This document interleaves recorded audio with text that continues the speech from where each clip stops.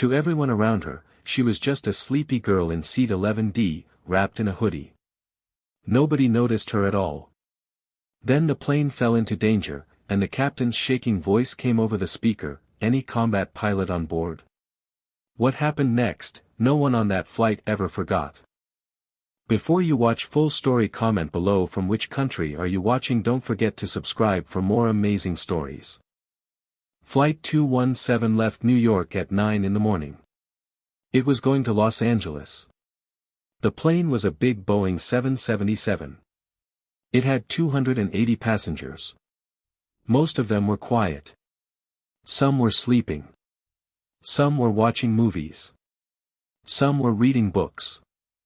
In seat 11D, near the window, a young girl was sleeping. Her name was Maya Reyes. She was 12 years old. She had a big gray hoodie on. Her hair was tied in a loose bun. She had a small pillow behind her neck. She looked very tired. Anyone who saw her would think the same thing. Just a kid, tired from school, sleeping on a long flight. Next to her, in seat 11C, sat a man named Robert Hale. He was a businessman.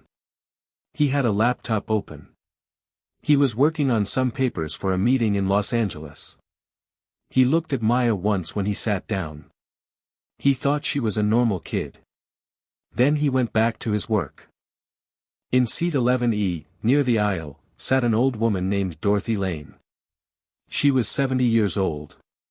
She had white hair and kind eyes. She looked at Maya and smiled. The girl reminded her of her own granddaughter. She pulled the small blanket over Maya's shoulder when it slipped down. Then she went back to reading her book. No one on the plane knew who Maya really was. Nobody could know. Her real story was a secret. It was kept in special files that very few people were allowed to read. Maya was part of a program called Falcon Wing. This program was not known to the public. It was run by the government in a hidden way. The program looked for children with very special minds. These children could see shapes and movement faster than normal people. They could stay calm in danger. They could make quick decisions under pressure. The program found these children when they were very young, around 6 or 7 years old. Then, if their parents agreed, the children started training slowly. Maya was found when she was 7 years old. She was in a normal school in Ohio. A teacher noticed that Maya could solve fast puzzle games better than anyone else in her class. She could also remember shapes and patterns after seeing them only once. The school sent a report to a testing center. People from the Falcon Wing program came to check her. They found that her reaction time and her spatial thinking were far above normal levels. It was very rare, maybe one child in many millions. Her parents were told the truth about the program. It was hard for them to accept. But they were told that children like Maya could someday help save many lives if they were trained the right way. Maya's father had been in the army before. He believed in service. Her mother believed her daughter had a gift that should not be wasted. They asked young Maya what she wanted. She said she wanted to fly planes and help people. So, they agreed to let her join the program. For the next 5 years, Maya trained hard. She learned in flight simulators first. She learned how planes worked, how engines worked, how weather changed the way planes moved. As she grew older, she was allowed to sit in real airplanes with trained pilots watching over her. By the time she was 10, she could fly small aircraft under supervision. By age 11, she had flown training missions in controlled areas. She was very good at staying calm, even in hard situations. Her trainers said she had a special kind of focus that most adults did not have. The training was never easy. In the early years, Maya spent most of her free time in simulator rooms instead of playing with friends. She missed birthday parties and weekend trips because of training schedules. Her trainers were kind but strict. They taught her how to read weather patterns, how to judge distance without instruments, and how to stay calm when alarms were ringing all around her. At first, she made small mistakes, like any student. But she never gave up, even on the hardest days. Slowly, those mistakes became fewer, and her confidence grew stronger. One trainer, a former Air Force pilot named Mr. Foster, worked with her the most. He often told her that flying was not just about controls and switches. It was about staying calm inside your mind, even when everything outside felt like chaos. He would create difficult situations in the simulator, sudden storms, engine failures, warning lights all at once, just to see how she would react. Maya learned to slow her breathing and think clearly, step by step, instead of panicking. This skill became the most important part of her training. By the time she turned 11, she had spent more hours in flight training than many adult students learning to fly for the first time. She had flown supervised sessions in real aircraft, always with an experienced pilot beside her, ready to take control if needed. But she rarely needed help. Her reports from the program described her as unusually steady for her age, someone who could separate fear from action. Maya's public life looked completely normal. She went to a special school for gifted children. She had a school ID, a library card, and a normal social profile like any other child. Nobody suspected anything. That was exactly how the program wanted it. A child pilot hiding in plain sight, looking just like any other kid on a plane. That day, Maya was flying home after finishing a training program in New York. She was very tired after many days of hard work. She fell asleep quickly after boarding the plane. She looked exactly like what everyone thought she was, a young, tired child going home. The flight went smoothly for the first 2 hours. The sky was clear. The plane was flying at a normal height. Passengers were relaxed. Then, something changed. In the cockpit, Captain Daniel Cole was looking at his instrument panel. He had been flying planes for 25 years. He had seen storms, engine problems, and other issues before. But what he saw now was different. A strange signal appeared on the radar. It showed a fast object moving toward the plane. Then a second object appeared. Then a third. His co-pilot, First Officer Angela Cruz, looked at the same screen. "Captain, what is that?" she asked. "I don't know," Captain Cole said. "It's too fast to be another airplane." He called air traffic control on the radio. "Los Angeles Center, this is Flight 217. We are showing unknown fast objects near our position. Please advise." There was a short pause. Then the voice on the radio came back, sounding serious. "Flight 217, we are also tracking these objects. They appear to be small unmanned aircraft, moving with high speed and unusual flight patterns. We are not sure of their origin. Please stay alert." A warning light began to flash inside the cockpit.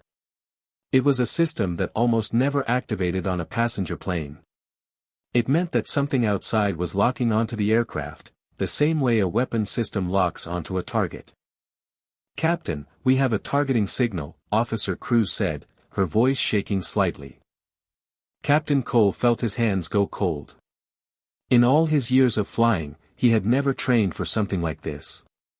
Commercial pilots learned how to handle storms, engine failures, and medical emergencies. They did not learn how to escape from something trying to shoot at them. He picked up the radio again. "Los Angeles Center, we believe we are being targeted. Please send help immediately. Flight 217, military support is being called. But they are still several minutes away. You must try to keep your distance from these objects until help arrives." Captain Cole did not know what to do. He was a skilled pilot, but not trained for combat flying. He needed help, and he needed it fast. He picked up the intercom microphone with a shaking hand. "Ladies and gentlemen, this is your captain speaking. We have a serious situation. Our radar is showing unknown fast objects near the aircraft, and our system indicates we may be in danger. I need to ask something unusual. Is there anyone on this flight with military flying experience? Anyone trained to fly during dangerous situations? If so, please come to the front of the plane immediately. The cabin went silent for 1 second. Then panic spread quickly. People began to whisper, then talk loudly, then some began to cry. Parents held their children close. A few passengers reached for their phones to call their families. In seat 11D, Maya's eyes opened at once. She did not move at first. She listened carefully to every word the captain said. Her training had taught her to switch from rest mode to alert mode in seconds. She understood the situation clearly: unknown objects, a targeting lock, no combat-trained pilot on board, and very little time. She took off her hoodie quickly. She tied her hair back tighter. She unbuckled her seatbelt and stood up. Her small body did not look strong or important, but her eyes had changed completely. They were sharp and focused now, not sleepy anymore.